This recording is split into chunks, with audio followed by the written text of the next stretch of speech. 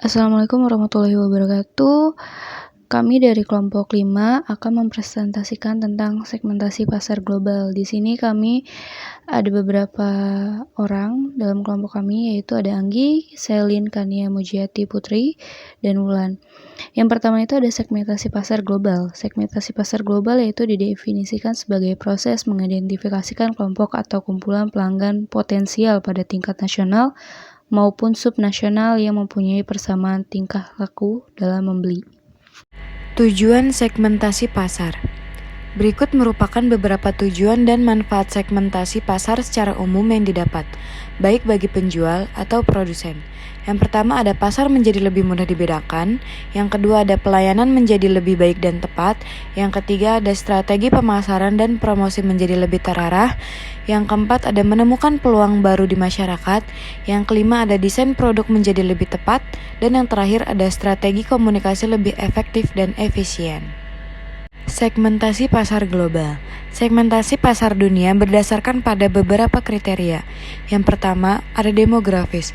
Didasarkan pada karakteristik populasi yang dapat diukur dari umur, jenis kelamin, pendapatan, dan pendidikan dan pekerjaan.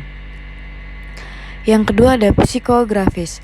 Proses pengelompokan orang dalam arti sikap, nilai-nilai yang dianut, dan gaya hidup idealis, materialis, dan tradisional. Selanjutnya ada karakteristik tingkah laku dan manfaat yang dicari. Tingkah laku memfokuskan pada orang yang akan membeli dan menggunakan suatu produk atau tidak, beberapa sering dan beberapa banyak yang dipakainya. Konsumen dapat dikategorikan menurut tingkat penggunaan, contohnya pengguna berat, sedang, ringan, atau menurut status pengguna, seperti pengguna potensial, bukan pengguna reguler, pengguna pertama kali, dan pengguna produk pesaing. Manfaat yang dicari, manfaat yang ditawarkan suatu produk tanpa memperdulikan wilayah geografisnya. Menetapkan sasaran global. Segmentasi merupakan proses yang dipergunakan oleh pemasar untuk mengelompokkan konsumen yang mempunyai keinginan dan kebutuhan yang sama. Menetapkan sasaran merupakan tindakan mengevaluasi dan membandingkan kelompok yang diidentifikasi, dan kemudian memilih satu atau beberapa di antaranya sebagai calon dengan potensi paling besar. Kriteria untuk menentukan target. Yang pertama, besar segmen yang ada dan potensi pertumbuhan. Kemudian yang kedua, persaingan potensial. Dan yang ketiga, kecocokan dan kelayakan. Selanjutnya, memilih strategi pasar sasaran global.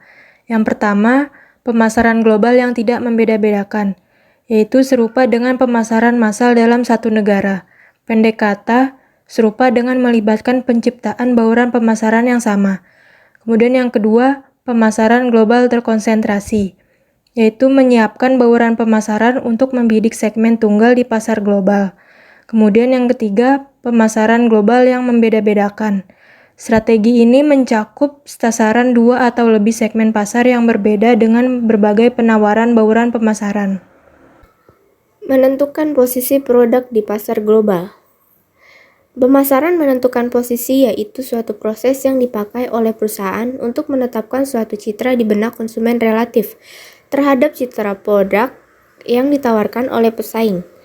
Ada dua strategi dalam pemosisian produk adalah yang pertama menentukan posisi teknologi tinggi, high tech positioning.